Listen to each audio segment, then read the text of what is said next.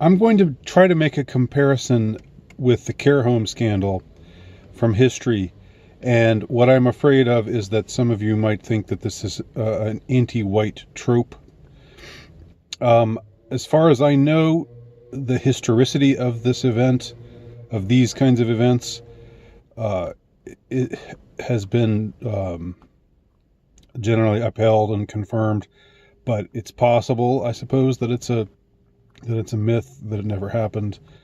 I don't know for sure, and I am not a historian. But in any case, it doesn't matter so much whether this specific thing happened or not.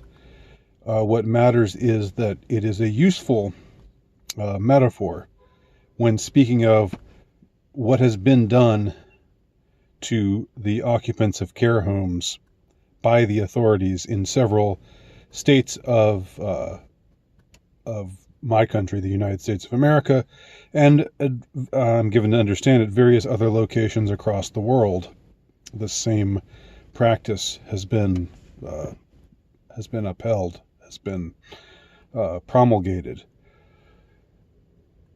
The event from history that I'm going to talk about, is the smallpox blanket.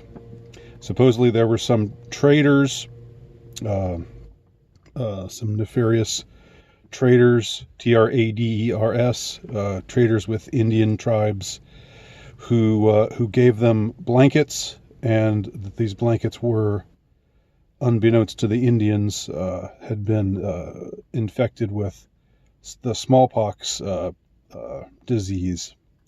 So the Indians bought these blankets, or traded for these blankets, used them, and then they all died off of smallpox. So this was an agent of, again, depopulation. In this case, strategic depopulation, strategic mass murder of a competing population. So this is unfortunately, as awful as it is, as awful as it sounds, and as awful as it truly is, this is a perfect metaphor for what has happened in the care homes. And this must be realized. It must be digested. It must be accepted as the truth, because it is the truth. What happened with the care homes? Well, there were patients who were brought in who were elderly, who were found to test positive for the virus, the CV, the Kung flu. And these patients were then, after they were diagnosed as having the virus, these patients were sent into care homes. And the care home population, as I've said before, I said this in a previous video, but here I'm trying to just sharpen the allegation as far as what I think truly went down and the true significance of it. These infected patients who had found to be test positive for the virus, were sent to live among this incredibly frail, unhealthy, elderly population. Now, what we know, if you're not brainwashed about the virus, you know that it's generally not harmful. It's generally like the flu. You get it. After a few days, you're better. You might not even be that bad. You might just be a bad cold, or you might have it and be completely asymptomatic. For the normal population, for most people, if you're reasonably healthy. But if you are old and frail and have various already have a lot of health problems, this virus can be a killer, just like the flu could be a killer and is a killer to this kind of population. So what I think we had, what has been done, is the sending of these already infected patients into care homes, which again, This isn't just something that happened by, you could say it was just a terrible bureaucratic error if it was something that just happened here or there. Somebody in the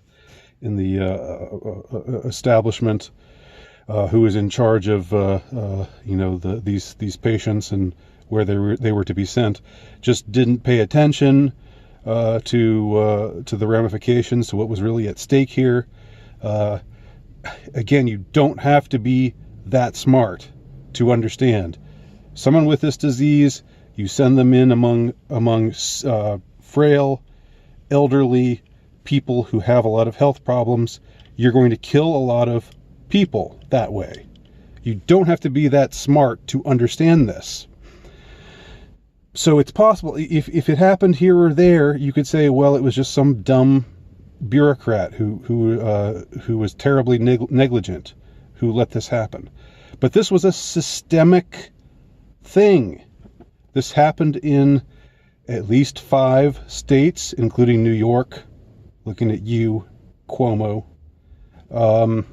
And it happened in many other places, I'm told, across the world. So what chance is it that it was just a terrible, negligent accident when it happened over and over and over and over again in all these places? It must have been deliberate policy. And if it was deliberate policy, which I think is the evidence of that is incontrovertible, then it's metaphorically similar to, in fact, metaphorically nearly identical to, the smallpox blanket as an agent of depopulation. In this case, find a sick elderly person, send him or her to a care home. What do? You wipe out a lot of useless eaters, quote unquote. You wipe out a lot of people who it was way too expensive to take care of, and they're just old and useless anyway. So why not get rid of them? In the eugenics frame of mind, why not clear out these populations that really aren't of any use to anyone anymore? They're past their prime anyway. Who needs them? Let's just get rid of them. You think I'm just being I don't know. You think this just sounds paranoid? Well, then tell me why and how this could have happened on such a mass scale in so many places, when anybody could tell you that a disease like this one, a virus like this one, just like the flu virus, just like plenty of other infectious diseases that are not that harmful to the general population, but have a real chance of wreaking major havoc among old, frail, already sick people. You tell me what happened. What's your explanation? If you really think I'm being paranoid here, then I'd like to hear what you think happened instead of what I'm proposing happened. And if what I'm proposing happened truly happened, then again, this should be seen as further evidence that the people who are in charge of us, the powers that truly be, those who are really calling the shots, they are all about depopulation.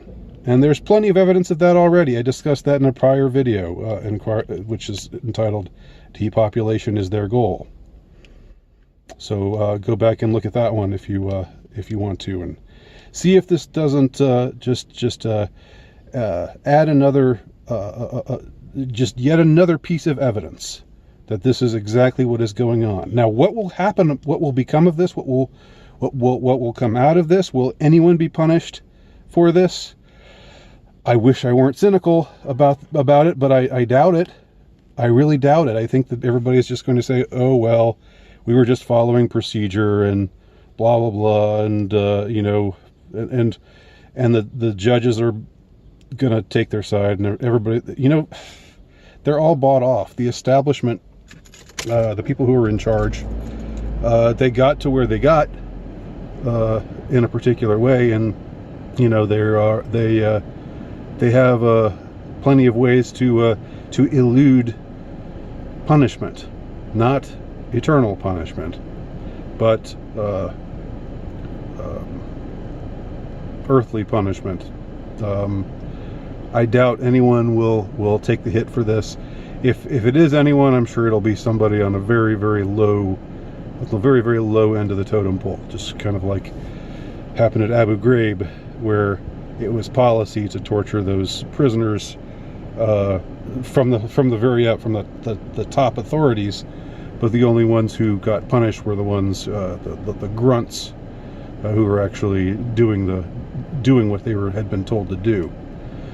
I'm afraid that will probably see the same scenario play out here. Don't get me wrong, I'd love to see Gavin Newsom, Andrew Cuomo, that bitch out of Michigan, and whoever else, all the others anyone else who was involved in this, regardless of